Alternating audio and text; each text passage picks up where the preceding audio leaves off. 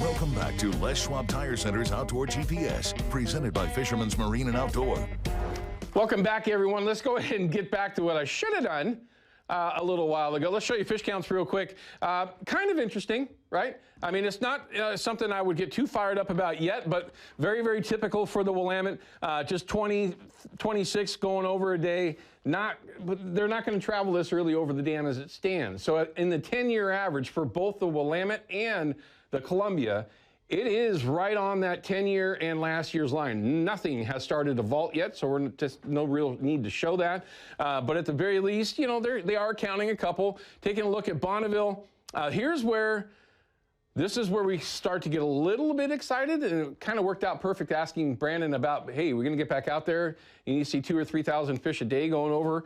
You're going to start seeing this number progressively go up, you know, from, you know what, I'm not even going to say it. I was about to say numbers, and I'm not going to jinx it. We should, in a perfect world, start seeing 4 digits going over Bonneville this upcoming week. That's as far as I'm going to go with it, but let's cross our fingers that that's actually what's going to happen. River levels, though, you can see here when we get to Bonneville, we'll get to that in a second. Oregon City, the tides are starting to flatten out a little bit. We talked about this last week. We're going to have these high tides, but a lot of that is because of what they're doing over at Bonneville. They're dumping water. Take a look at at the Columbia. Although you can show the turbidity if you want. It's totally up to you. Turbidity on the Willamette, you can see how it crashed. Just whoop! Dropped right off. There's a little bit of a correlation there with that Columbia backing things up. Okay, now let's take a look at the Columbia, at Vancouver. You can see that they are forecasted the same thing. Things are going to start to drop there.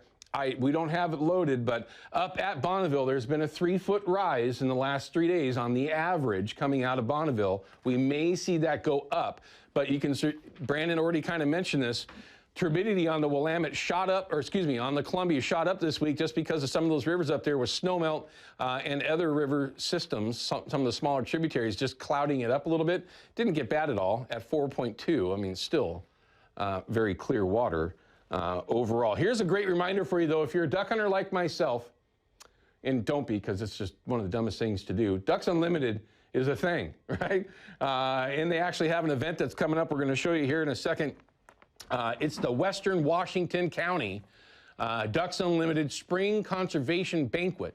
If you're already a member of Ducks Unlimited over there, obviously you already know what's going on. But if you're not part of Ducks Unlimited, and some are and some aren't, for a number of different reasons, go over and check them out. It's a great way that you can meet folks that are like-minded, that love ducks, to chase ducks, to help ducks, and there is no more crazed of conservationists than us hunters. We are the original conservationists. It's just literally that simple. And don't forget to send Jason Hambley an email. You might have a chance to win that the prize pack from Procure. And for those that are out there asking questions, yes, it's a real thing. Give me a break. We'll be right back.